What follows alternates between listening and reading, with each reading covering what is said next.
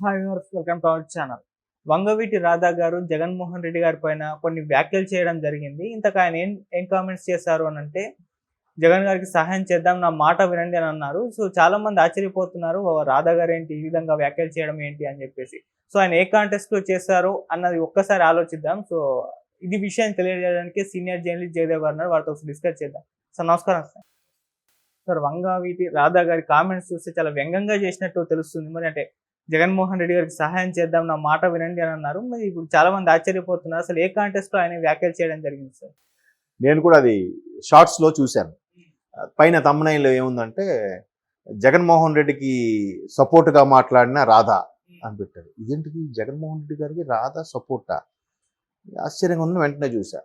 చూస్తే మీరన్నట్టే మనందరం కలిసి జగన్మోహన్ రెడ్డి గారికి సాయం చేద్దాం. ఆయన చాలా అలసిపోయి ఉన్నారు.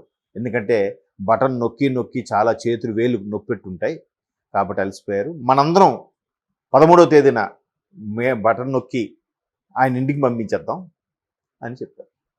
అని అందరూ ఒక్కసారిగా నవ్వుకున్నారు. అంతకుముందు కూడా ఇంకో వేరే నియోజకవర్గం సభకు వెళ్ళినప్పుడు కూడా ఇలాగే నొక్కి నొక్కి ఎంత నొక్కాడు అని మళ్ళీ షార్ట్స్లో థంబ్‌నెయిల్ ఉంది. నేను మళ్ళీ ఈయన జనరల్గా రేరుగా కనిపిస్తాడు కదా ఈ స్టేట్మెంట్. ఇప్పుడు బాగా అగ్రెసివ్గా తిరుగుతున్నాడు కానీ అంటే ప్రజల్లో ఉండే నాయకుడు ఆయన.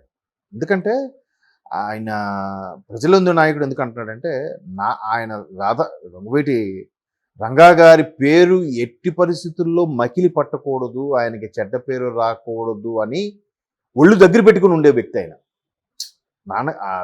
ఫాదర్ తాలూకు ఇమేజ్ ఈ రోజు కూడా మీరు కృష్ణా జిల్లాలో కానీ గోదావరి జిల్లా కూడా ఉంటే వంగవీటి రంగా గారి విగ్రహాలు చాలా చూస్తాం మనం.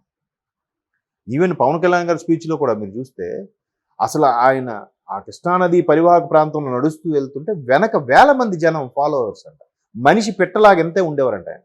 పెట్టలాగా అంటే తప్పుగా అనుకోవద్దు, అంటే ఒక సాధారణ బక్కపలచిన పర్సనాలిటీ. కానీ గొంతెత్తితే చెయ్యి ఎత్తితే వేల మంది ఆయన వెనక నిలబడే ఏది ఒక్క సామాన్యుడు కూడా రిక్షా కూడా వచ్చి అన్న పద ఏంటి ప్రాబ్లం, సినిమాలో చూస్తాం అది, కానీ రియల్ లైఫ్లో ఉండేదంట. అంటే మా ఫాదరు ఆ టైం జనరేషన్ వాళ్ళు చెప్పేవారు. అసలు అద్భుతం అంట, దేనికి ఏమి ఆశించకుండా. అంటే జనతా గ్యారేజ్ సినిమా చూశారు కదా, అట్లా ఉండేదంట. ఒక జనతా గ్యారేజ్ సినిమా నిజంగా వంగవీటి మోహన్ రంగా గారికి ఆపాదించవచ్చు. అంటే మేబీ ఆయన బేస్ తీసుకుని కథ రాసుకున్నారేమో డైరెక్షన్ తెలియదు. అట్లా అలాంటి వ్యక్తి కడుపు పుట్టాడు కాబట్టి ఆ బాధ్యతగా ఉండే ఫీల్ ఎప్పుడు జాగ్రత్తగా మాట్లాడతారు, అది ఉంది. అయితే మొన్న కూడా చెప్పాను కదా, నొక్కి నొక్కి నొక్కాడేదేదో అని. ఏంటో మరి చూస్తే ఆయన ఎంతసేపు నొక్కుతున్నాడు, ఖాతాల్లోకి వెళ్తున్నాయి, ఇంతకీ అతను ఎంత నొక్కాడో ఎప్పుడేం చెప్పాడా అని అడిగాడు ఆయన. ఇక్కడ కూడా మళ్ళీ వ్యంగ్యం, సాయం చేద్దామని ఇవాళ ఒక వ్యంగ్యము. మొన్న కూడా ఆయన ఇంతకీ ఎంత నొక్కాడు చెప్పలేదు. నొక్కాడు అంటున్నారు కానీ ఎంత నొక్కాడో చెప్పట్లేదు. ఎందుకంటే చాలా వరకు చాలా సంక్షేమ పథకాలు అన్నీ కొట్టారంటున్నారు. అవన్నీ ఎక్కడికి వెళ్ళాయి, ఇవ్వడం వాస్తవం, ఇవ్వట్లేదు అనట్లేదు. సుమారుగా 2,40,00,000 కుటుంబాలకు రీచ్ అయ్యాయని అంటున్నారు. ఒక్కొక్క ఇంటికి 1,000 రూపాయలు వేసుకున్నా ఎన్ని ఉన్నట్టు 2,40,00,000 అయినట్టేగా. 2,40,00,000 ఖాతాలు, దాన్ని ఏమంటారు, కంట్రోలర్ ఆడిట్ జనరల్ ఉండదు కదా, కాగ్ నివేదికలు ఇవన్నీ చూస్తే అంత లేదు. 1,40,000 కోట్లు ఎంతో రీచ్ అయినట్టుగా ఉందంట. మిగతా 1,00,000 కోట్ల పైమాట ఏమైనట్టు? మళ్ళీ ఓన్లీ అమ్మఒడి అలాంటివి తీసుకుంటే ఒక 90,000 కోట్లే లెక్క కనిపిస్తుందంట. మిగతాది ఏమైనట్టు? ఇట్లాగా ఇవన్నీ మీద వ్యంగ్యంగా ఆయన ఎంత నొక్కాడని చెప్పడం.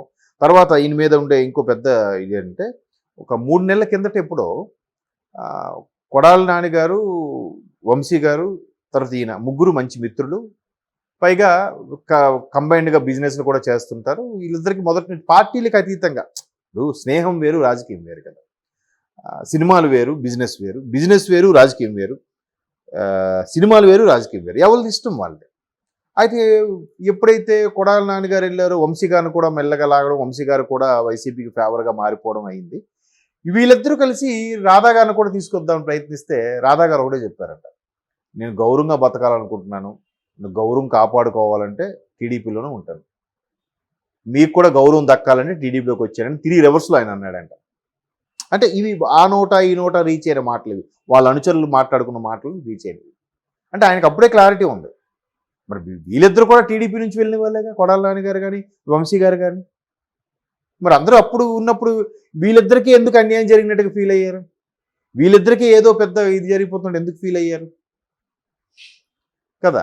సో అట్లాగా రాధా గారు ప్రతి నియోజకవర్గంలోకి వెళ్ళి ఇంకోటి పెద్ద మంచి మాట ఏం చెప్తున్నారంటే, కూటమిని మనం గెలిపించుకోవాలి, కూటమిని గెలిపించుకోవాలి అండ్ మోర్ ఓవర్ కూటమి బలపడాలి, బీజేపీ లాంటి కేంద్ర పార్టీతో సయోధ్య ఉండాలి, ఉంటేనే రేపొద్దున రాష్ట్రం బాగుపడుతుంది.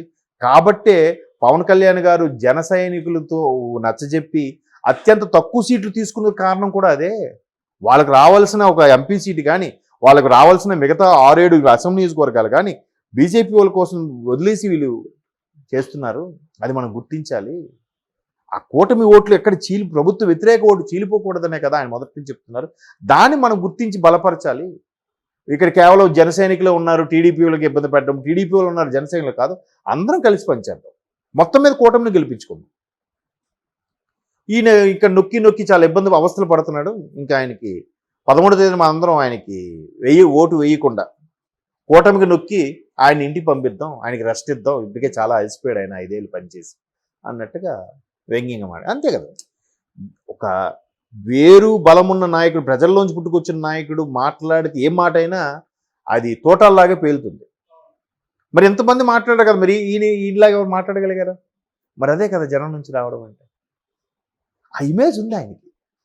తండ్రి గారి పేరుని నిలబెట్టకపోయినా పర్వాలేదు కానీ పడగొట్టకూడదు. అంటే ఆ స్థాయికి మించి పేరు రావడం అంటే కష్టం. ఎందుకంటే మీడియా లేని రోజుల్లో, పేపర్ ఎంత విస్తృతంగా మీడియా లేని రోజుల్లో, సోషల్ మీడియా లేని రోజుల్లో కూడా వంగవీటి మోహన్ రంగా అనుకున్నాను పూర్తి పేరు. వంగవీటి రంగా గారు చనిపోయారు అని అంటే రాష్ట్ర వ్యాప్తంగా సెన్సేషన్. నేను చిన్న పిల్లాడిని, నాకు చిన్న గుర్తుంది. అప్పట్లో ప్రతి ఊరికి కూడా కర్ఫ్యూ లాగా పెట్టారంటే చూసుకోండి. ఆ వ్యక్తి యొక్క ఇమేజ్, ఆ ప్రభంజనం, ఆయనకు ఉండే ఫాలోవర్స్ ఏ స్థాయిలో ఉంటారో జస్ట్ ఊహించుకోండి కదా. మరి అలాంటి వ్యక్తికి పుట్టిన వ్యక్తిగా ఈయన ఎంత బాధ్యతగా ఉండాలి? అందుకే బాధ్యతగా చక్కగా ఏది అలాగని కొంతమంది మంత్రులు మాట్లాడుతున్నట్టుగా ఆడ సన్నాసి, ఆడ దుర్మార్గుడు, ఆడొక 420 ఇవి మాట్లాడలేదుగా. వ్యంగ్యంగా తెలుగులో ప్రాసలు వాడుతూ చక్కగా జనాలను ఆకట్టుకుంటూ స్పీచ్ ఇస్తున్నారు. కూటమి పని చేయాలి, కూటమి కలిసికట్టుగా చేస్తేనే అవుతుంది, సాధిస్తామని నొక్కి ఒక్కడి నుంచి 1-3 సార్లు చెప్తున్నారు. అది కదా ఇది. ఇప్పుడు ఆ సామాజిక వర్గానికి, కాపు సామాజిక వర్గానికి సంబంధించిన వ్యక్తిగా పవన్ కళ్యాణ్ గారు ఎందుకు తాపత్రయపడుతున్నారు? మిగతా ఎంతమంది ఉన్నా ఈయన వైపు ఎందుకు రావాలి? ఈయన ఏం చేశాడు? ఎందుకు అంత తాపత్రయపడి పెద్దలతో పాటు తిట్లు తింటూ కూడా ఎందుకు కాంప్రమైజ్ అయ్యి సీట్లు తగ్గించుకొని కూటమిలో భాగస్వామ్యం ఎందుకు చేశాడు? భవిష్యత్తు కోసమే కదా. అంతంత కోట్లు తీసుకొచ్చే సినిమా బిజినెస్ వదులుకొని ఎందుకు వచ్చాడు ఇంత బాధపడి?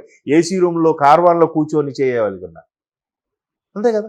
ప్రతి ఒక సినిమా అయిందంటే మధ్యలో 4 రోజుల గ్యాప్ చక్కగా విహారయాత్రలు, ట్రిప్పులు వేసుకొని రావచ్చు కదా. ఈ ఎండలో పడి పైగా సమ్మర్ ఎలా ఉంది అసలు? 45+ ఉంటుంది టెంపరేచర్. అవసరమా? అది గుర్తించాలి కదా. అదే చెప్తున్నాడు ఆయన రాధా గారు.